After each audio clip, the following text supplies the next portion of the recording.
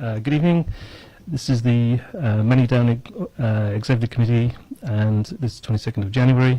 And before starting the meeting, there are a number of procedural matters. Fire evacuation procedures for the evening meetings. There are no fire alarms scheduled for this evening. Therefore, if the fire alarm sounds, please evacuate the building immediately. Fire exits are located at the rear and side of the room. Go down the stairs and meet in War Memorial Park. This meeting is being webcast live on the internet, and please can all members and public switch off their phones or turn them to silent. First item on the agenda, apologies for absence. Councillor Ossleton is unwell and is not able to attend this meeting. Otherwise, there are no others. Declarations of interest. No declarations of interest. And third item, minutes of Cabinet meeting held on 1st December 2015, paper A. Questions or comments? If not, I'll sign them at the end of this meeting. No. Petitions, there are none. Urgent items, there are no urgent items, which moves on to point 6, which is paper B, Manydown project draft principles and draft objectives. John, to you. Thank you, Chairman. Yes, this paper addresses the proposed principles and objectives for the Manydown project. We felt that it was important at this point to set out set out in a documentary form principles for informing all the work on the Manydown project to take place in the future. This is something that we have been discussing with our partners at the Hampshire County Council. In addition, the report covers draft objectives. And these originate from the work, as with the principles that we've been undertaking since 2013.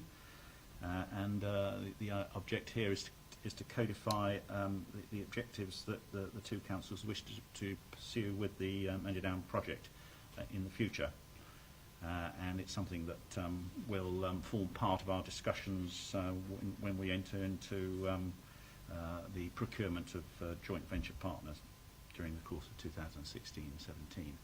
So it's these are very important statements of how we wish our vision for the Manydown project to proceed over the years ahead. Obviously, we're going to need to ensure that there is sufficient flexibility in these, because things change over time. But these are important first principles and objectives for the project. Now, we've had the comments from other councillors who sit on the Manydown Overview Committee, and I'd just like to highlight some of the points, that the key comments that we received from them.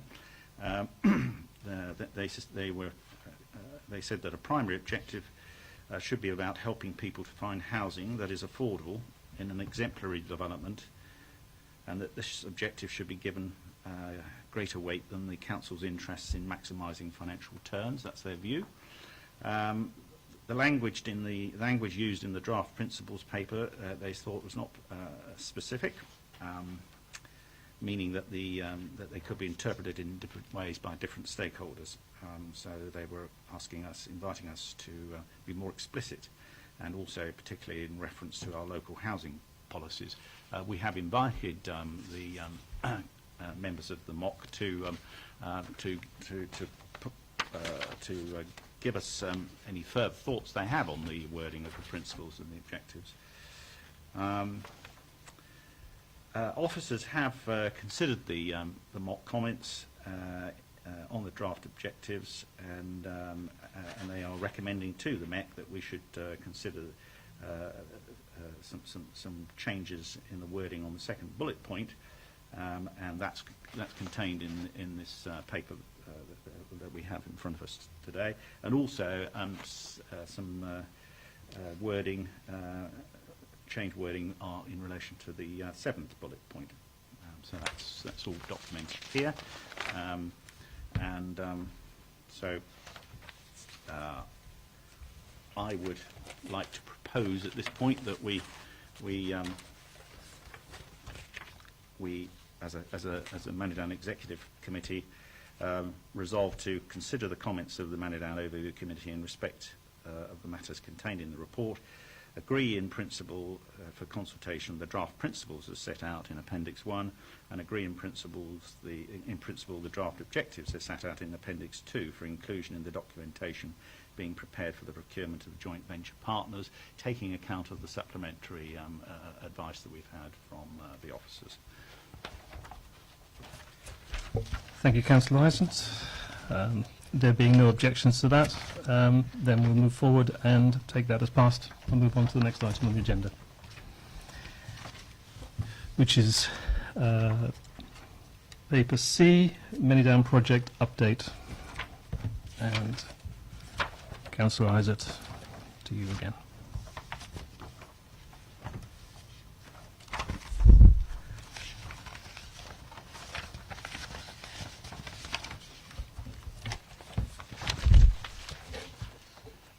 Thank you, Councillor. I'm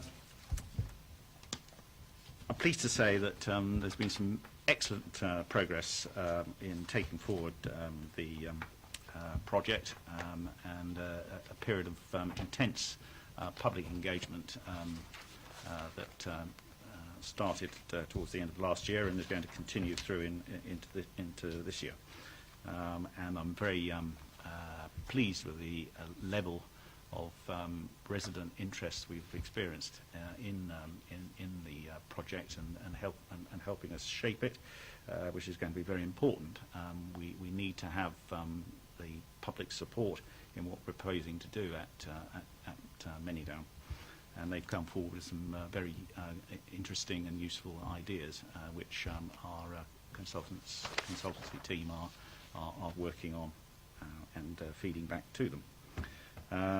The recommendations here are that we consider the comments of the Manydown Overview Committee, and if I could just turn to those now. Again, at the recent meeting of the MOC, the committee's comments included concerns about the level of traffic and congestion on the roads that's likely to increase, and also the availability of parking facilities. They also asked us to take account of a range of employment types that should be considered as part of the development, including non-traditional sectors such as the arts. And then also they suggested that there needs to be a joined-up approach between Basingstoke and Deane and Hampshire County Council on the provision of new schools on Manydown.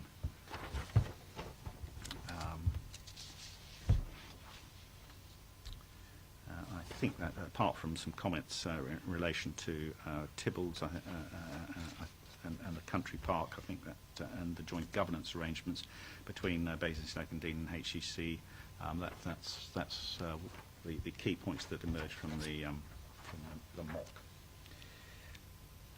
So we're asked to also note the progress made with the Manydown project, including the public engagement and consultation programme. And we're also asked to approve up to £240,000 to be brought forward from the Manydown Reserve into 2015-16 for additional surveys and acceleration of the project.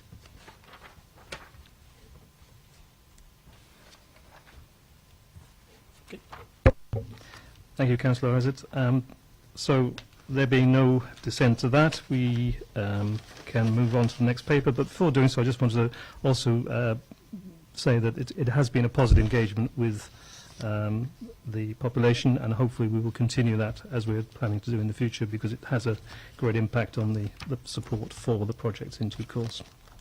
So any further, we'll go on to paper D, which is again the supplementary report on Manydown joint venture options. There is a confidential paper attached to this, so any discussion would be in private. Otherwise, Councillor Isaac. Thank you, Chairman. This paper covers further analysis that officers have undertaken with the consultants on a range of joint venture options And this was following our meeting in December of 2015. The report deals with that analysis, and it recommends further work is done on a type of strategic master developer JV route. There's also work done on how we might, when it comes to looking at and determining which option we wish to pursue, it's put forward some evaluation criteria for us to employ. Now we need to take account of the recommendations that we've received from the overview committee, and the chairman of that committee invited us to listen to them in relation to involvement by councillors in the tendering process for the joint partner in the Manydown project. The officers explained at the time that the procurement process, together with possible member involvement, would be outlined in the outline business case for discussion at the March meetings of the MOC and the MEC. So the committee went into private sessions. Subsequent to that, it resolved to support the strategic master development joint venture option 4 in the report, and note the progress made with the analysis of joint venture options for the delivery phase of the Manydown project.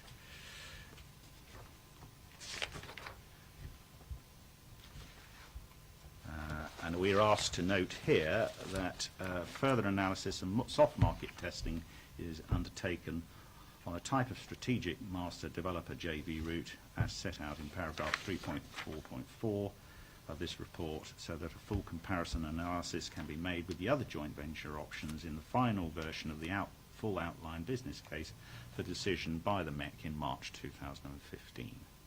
Or 16 even. That would be better, wouldn't it? Yes. Oh, got there. No, just at the end. Never mind. Thank you. Thank you, Councillor Isaac. Again, there being no objection to this, then we'll pass that and take those resolutions. And that effectively is the last item on the agenda. Thank you, Councillor Isaac. That being the case, we can declare the meeting closed. Thank you.